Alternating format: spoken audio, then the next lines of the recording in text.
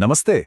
आज हम भारत के संविधान की बनावट को समझने वाले हैं, मतलब वो ब्लूप्रिंट जिस पर हमारा पूरा देश बना है। कभी सोचा है कि इसे कैसे तैयार किया गया था? चलिए आज इसी में थोड़ा गहराई से उतरते हैं। तो पहला और सबसे बड़ा सवाल तो यही है कि भारत के संविधान का ये जो ब्लूप्रिंट है, ये आखिर दिखता कैसा है। सुनने में तो बहुत कॉम्प्लिकेटेड लगता है ना, लेकिन असल में इसका स्ट्रक्चर काफी लॉजिकल और वेल ऑर्गेनाइज्ड है।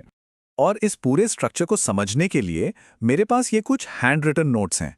ये नोट्स समझें कि संविधान के डिजाइन का एक साफ सुथरा नक्शा है और इनकी मदद से इसकी बनावट को समझना काफी आसान हो जाएगा।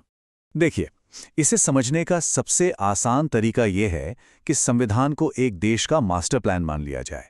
और ये master plan basically 3 main element से बना है: पार्ट्स, स्केड्यूल्स और इसके सोर्सेस, यानी प्रेरणा के स्रोत। तो चलिए सबसे पहले एलिमेंट से शुरू करते हैं, पार्ट्स। आप इन्हें संवैधानिक ब्लूप्रिंट के मेन चैप्टर्स या फिर अलग-अलग कमरे भी कह सकते हैं। तो होता यह है कि पूरे संविधान को 22 अलग-अलग पार्ट्स में बांटा गया है और हर पार्ट गवर्नेंस के एक स्पेसिफिक एरिया को हैंडल करता है, जैसे कि नागरिकों के अधिकार क्या होंगे, सरकार कैसे बनेगी या चुनाव कैसे होंगे।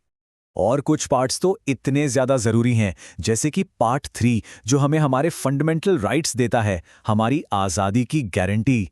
या फिर पार्ट 4 जिसमें वो प्रिंसिपल्स हैं जो सरकार को गाइड करते हैं।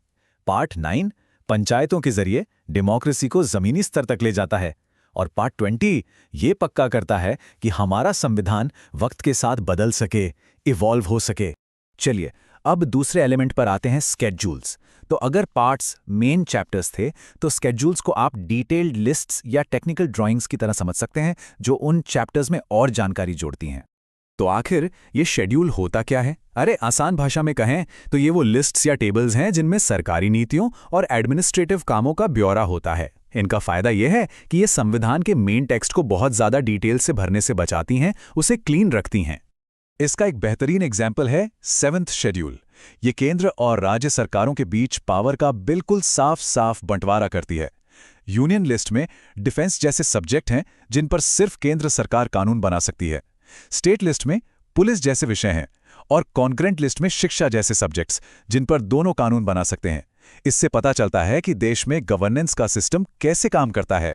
और भी कई जरूरी शेड्यूल्स हैं, जैसे 8th शेड्यूल भारत की लिंग्विस्टिक डाइवर्सिटी को रिकॉग्नाइज करती है। इसमें 22 ऑफिशियल लैंग्वेजेस हैं। 10th शेड्यूल, जिसे एंटी डिफेक्शन लॉ भी कहते हैं, पॉलिटिकल स्टेबिलिटी बनाए रखने में मदद करता है। और 11th शेड्यूल पंचायतों को काम करने की शक्तियां देता है। और अब हमारे इस आर्किटेक्चर का तीसरा और आखिरी कंपोनेंट, प्रेरणा के स्रोत, यानी सोर्सेज ऑफ इंस्पिरेशन। देखिए, भारत का संविधान एकदम से कहीं से नहीं आ गया। इसने दुनिया भर के बेहतरीन आइडियाज से प्रेरणा ली। पर यहां एक बात समझना बहुत जरूरी है, ये कोई कॉपी पेस्ट जॉब नहीं था, बल्कि एक बहुत ही थॉटफुल एडेप्टेशन थी। जैसा कि कहा भी गया है, संविधान बनाने वालों ने इन आइडियाज को भारत की अपनी जरूरतों के हिसाब से ढाला। हमारे संविधान पर 2 देशों का असर सबसे ज्यादा रहा, यूनाइटेड स्टेट्स ऑफ अमेरिका और ग्रेट ब्रिटेन। इन देशों के कॉन्स्टिट्यूशनल आइडियाज ने हमारे गवर्नेंस सिस्टम की नींव रखी। तो हमने क्या क्या सीखा? अमेरिका से हमने फंडामेंटल राइट्स, जुडिशियल रिव्यू की शक्ति और प्रियम्बल जैसे जरूरी कॉन्सेप्ट्स लिए। वहीं ब्रिटेन से हमने parliamentary form of government, rule of law और सिंगल सिटीजनशिप का सिस्टम अपनाया। ये सारे आइडियाज आज भी हमारे पॉलिटिकल सिस्टम की बुनियाद हैं। लेकिन लिस्ट यहीं खत्म नहीं होती। आयरलैंड से डायरेक्टिव प्रिंसिपल्स लिए गए, ऑस्ट्रेलिया से कंकरेंट लिस्ट का आइडिया आया और साउथ अफ्रीका से संविधान में अमेंडमेंट का प्रोसेस अपनाया गया। ये दिखाता है कि हमारा संविधान कितना ग्लोबल और डाइवर्स है। तो हमने पार्ट्स, शेड्यूल्स और सोर्सेज देख लिए, लेकिन इस पूरे ब्लूप्रिंट की सबसे खास बात पता है क्या है? वो ये कि ये पत्थर की लकीर नहीं है। इसे एक लिविंग डॉक्यूमेंट, एक सांस लेते हुए दस्तावेज की तरह डिजाइन किया गया था। और इसका सबसे बड़ा सबूत, 100 से भी ज्यादा संशोधन। जी हां, यह नंबर दिखाता है कि हमारे संविधान में वक्त के साथ बदलने और ढलने की कितनी जबरदस्त क्षमता है। तो ये अमेंडमेंट जरूरी क्यों है? क्योंकि ये पक्का करते हैं कि हमारा संविधान हमेशा रेलेवेंट रहे।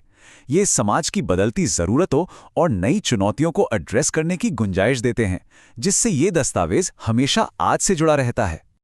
और हम इसी एक सवाल के साथ आज की बात खत्म करते हैं।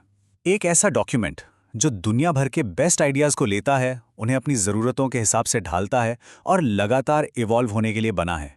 क्या यही भारतीय संविधान की सबसे बड़ी ताकत है? इस पर सोचिएगा ज़रूर।